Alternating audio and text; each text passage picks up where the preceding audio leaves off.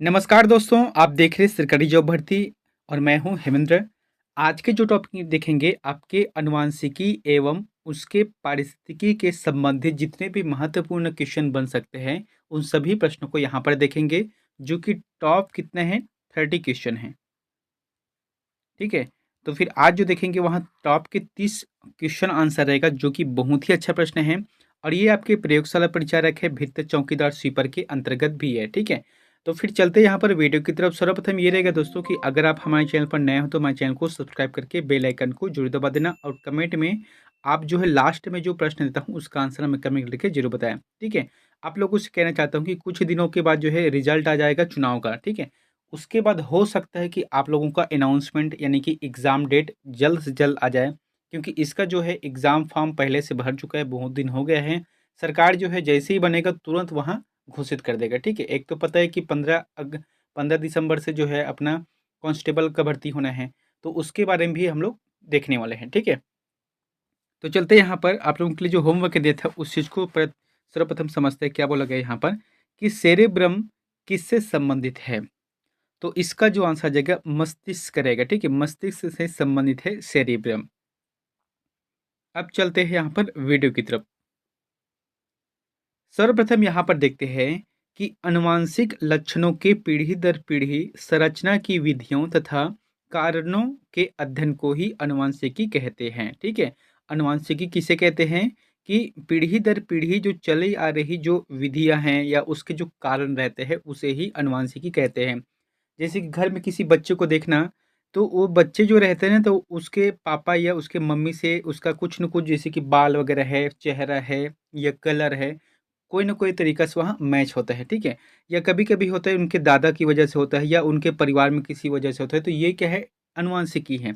यानी कि पीढ़ी दर पीढ़ी जो है उसमें प्रभाव देखने को मिलता है, उसे कहा जाता है। ठीक है, अब चलते हैं यहाँ पर पहला प्रश्न की ओर देखते हैं।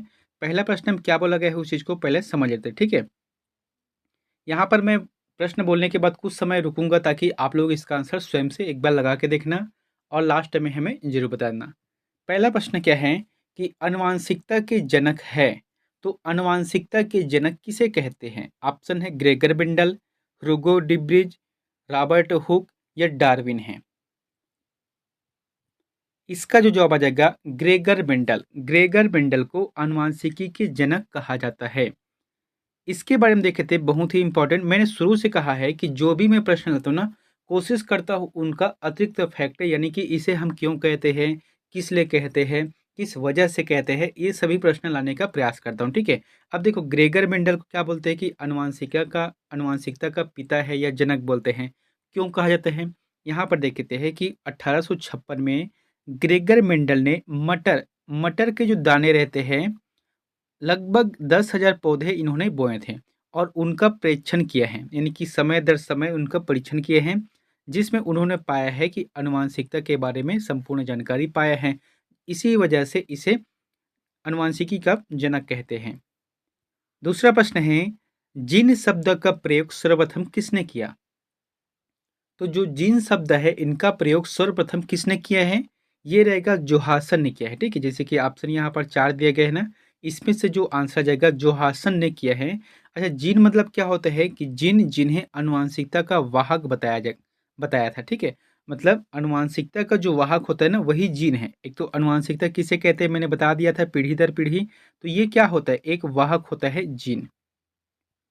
अगला है, निम्न में से कौन सा मनुष्य का अनुवांशिकी रोग है? तो मनुष्य का अनुवांशिकी रोग यानी कि एक ऐसा रोग जो कि पीढ़ी दर पीढ़ी चलता है, जैसे कि उसके दादा को हुआ है तो उसके बच्चे को भी होगा, फिर उसके बच्चे को भी होगा, फिर उसके बच्चों को देखने को ऐसे मिलते रहते हैं।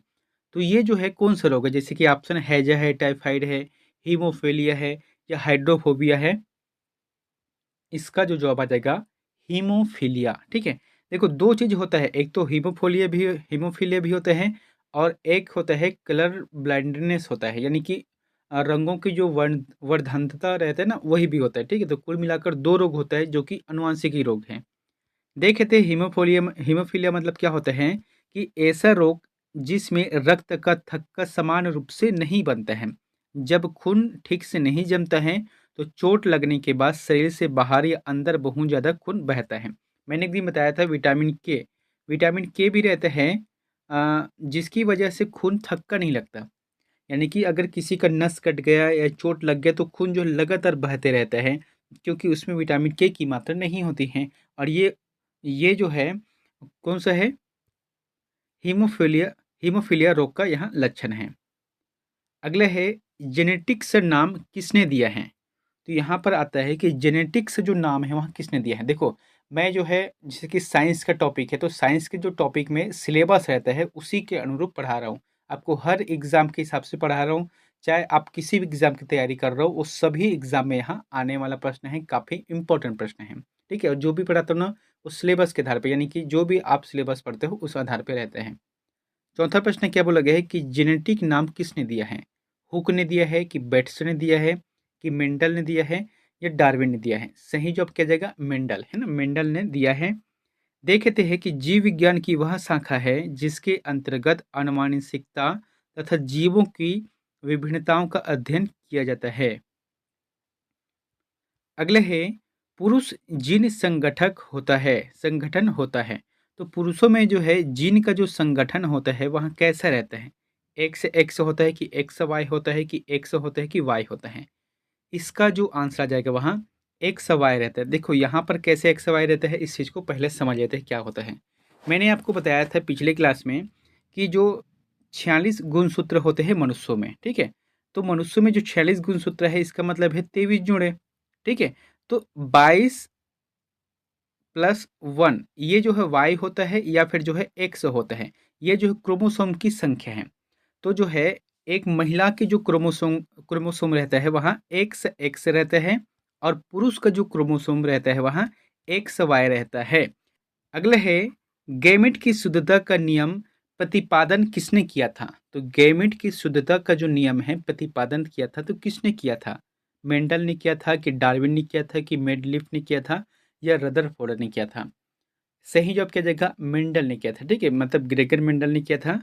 देखते इसका मतलब होता क्या है कि दो युग्म कोशिकाएं लैंगिक प्रजनन के द्वारा संयुक्त होकर जिस कोशिका का निर्माण करती है उसे युग्मज या गैमिट कहते हैं।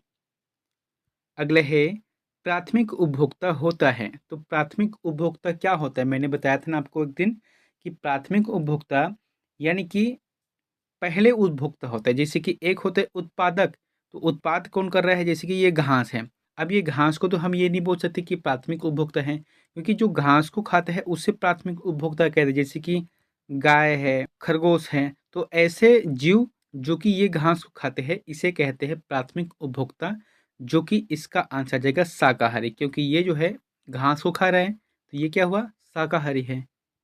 अगला है द्वितीयक उपभोक्ता होता है। तो द्वितीयक उपभोक्ता क्या होता है, शाकाहारी होता है कि मांसाहारी होता है कि सर्वाहारी होता है या कोई नहीं। इसका जो आंसर आ जाएगा यहाँ मांसाहारी होता है। द्वितीयक उपभोक्ता हमेशा मांसाहारी होता है। कैसे, जैसे कि ये घास है, उत्पादक हो रहा है, ठीक है। प्राथमिकता क्या है, खरगोश है या गाय है जो कि इनको खा रही है, तो इनको कौन खाता है, शेर है, लोमड़ी है ना, या जो और जैसे कि कोई भी कीट वगैरह रहते हैं, तो ये सभी क्या है, द्वितीयक उपभोक्ता के अंतर्गत आता है। अब कई लोगों के मन में ये प्रश्न उठता है कि मनुष्य क्या है, मनुष्य जो है प्राथमिक उपभोक्ता है कि द्वितीयक उपभोक्ता है। तो बताया था कि प्राथमिक उपभोक्ता जो है शाकाहारी होता है और द्वितीयक उपभोक्ता मांसाहारी होता है। लेकिन मनुष्य क्या है, दोनों का हारी करते हैं, यानी कि शाकाहारी भी करते हैं, मांसाहारी भी करते हैं, इसलिए हम इसे सर्वाहारी के अंतर्गत रखते हैं। अगला है सहजीविता का उदाहरण है। तो सहजीविता नाम से स्पष्ट है, सहजीविता। तो ऑप्शन यहाँ पर दिया है लाइकेन, कवक, अधिपादक है और सभी है। सही जो आपका जाएगा लाइकेन होता है, लाइकेन इसका आंसर सही रहेगा। देखो कभी कभी जो है ऑप्शन में सभी लिखा रहता है ना, तो आप सभी को ही मत लगा देना, पहले प्रश्न को समझना क्या बोला गया है। कभी कभी घुमाने के लिए सभी दिए रहते हैं। यहाँ पर होता है कि लाइकेन निम्न श्रेणी की एक ऐसी छोटी वनस्पतियों का समूह है जो विभिन्न प्रकार के आधारों पर उगे हुए पाए जाते हैं। अगले हैं इकोलॉजी शब्द का सर्वप्रथम प्रयोग किसने किया। तो इकोलॉजी, देखो यहाँ पर जो शब्द है ना, इंग्लिश शब्द है इकोलॉजी। तो ये जो शब्द है सर्वप्रथम किसने प्रयोग किया, जैसे कि हेकेल ने प्रयोग किए हैं, कि रीटर ने प्रयोग किया है, कि टेंसले ने प्रयोग किया है, कि मेंडल ने प्रयोग किया है। इसका जो जवाब आ जाएगा रेटर ने प्रयोग किया है। देखिए तो इसका मतलब होता क्या है कि जीव समुदायों का उसके वातावरण के साथ पारस्परिक संबंधों का अध्ययन कहते हैं, उसे ही इकोलॉजी कहते हैं। जैसे कि सिंपल सी बात है, कोई मनुष्य समुदाय है तो वो कहाँ पर रह रहा है, उसके आसपास कौन से जीव जंतु रहते हैं, कौन से पेड़ पौधे रहते हैं, कौन सी नदियाँ वहाँ से गुजरती हैं, उनके वातावरण क्या है, तो ये सभी का अध्ययन ना इकोलॉजी कहते हैं। इसी को साइंस में इकोलॉजी कहते हैं। अगला प्रश्न है, वातावरण एवं जीवों के संबंध के अध्ययन को कहते हैं। जैसे कि मैंने अभी बताया था ना एक शब्द इकोलॉजी। अब यहीं पर जो है 11वें प्रश्न में बस इसी प्रश्न को थोड़ा सा घुमा दिया है कि वातावरण एवं जीवों के संबंध के जो अध्ययन है उसे कहते हैं पारिस्थितिकी कहते हैं, जिसे इंग्लिश में इकोलॉजी कहते हैं। ठीक है, पारिस्थितिकी जो तंत्र कहते हैं ना वो सभी यही है, जीव और वातावरण का अध्ययन को ही कहा जाता है। अगला है, जीन बने होते हैं तो जीन जो बनता है वह किससे में बनता है। हम लोग सभी बोलते हैं कि ये आनुवांशिकी है, पीढ़ी दर पीढ़ी चलता है और इसके जो रहते हैं जो जीन रहते हैं या डीएनए रहता है, तो क्या होता है ये जो है जीन मतलब होता है डीएनए होता है। ठीक है, डीएनए। तो डीएनए का पूर्ण रूप हमेशा पूछे जाते हैं और मैं हर क्वेश्चन में जहाँ पर भी डीएनए शब्द आता है उसका जो फुल फॉर्म बताने का प्रयास करता हूँ ताकि आपको याद हो सके। इसका मतलब होता है डीऑक्सी राइबोन्यूक्लिक एसिड होता है। ठीक, आराम से पढ़ना, डीऑक्सी राइबोन्यूक्लिक एसिड इसका नाम होता है डीएनए का पूर्ण रूप। अगला है, पहले कृत्रिम जीन का निर्माण सर्वप्रथम किसने किया।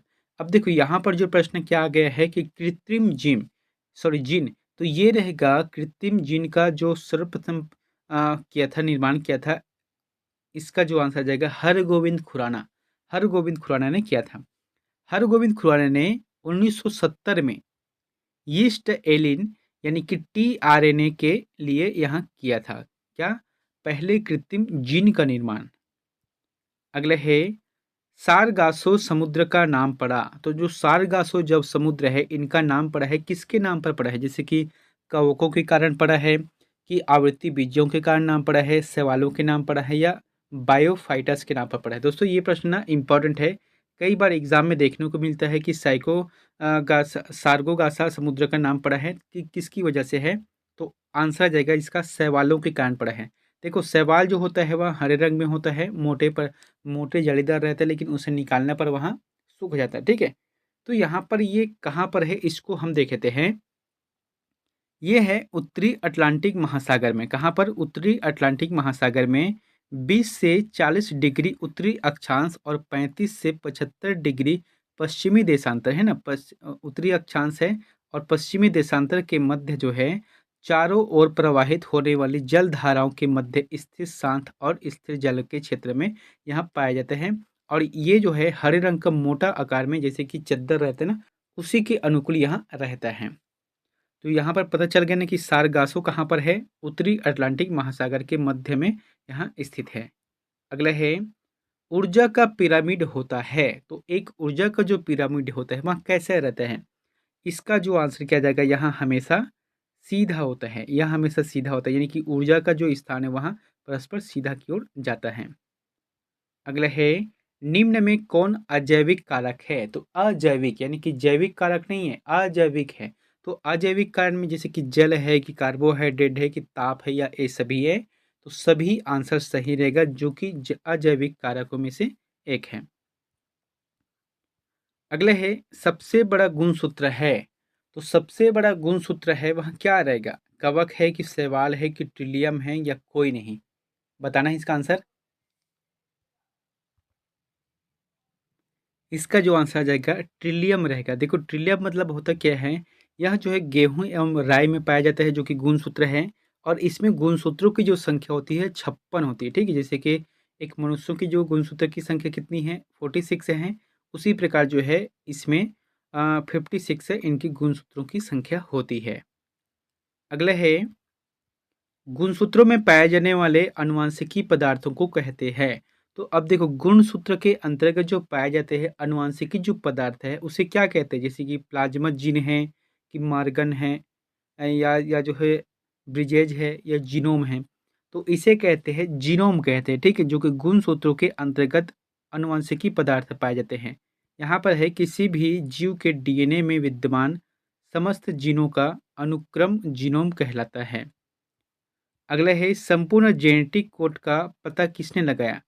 संपूर्ण जेनेटिक जो कोड है इनका पता किसने लगाया है?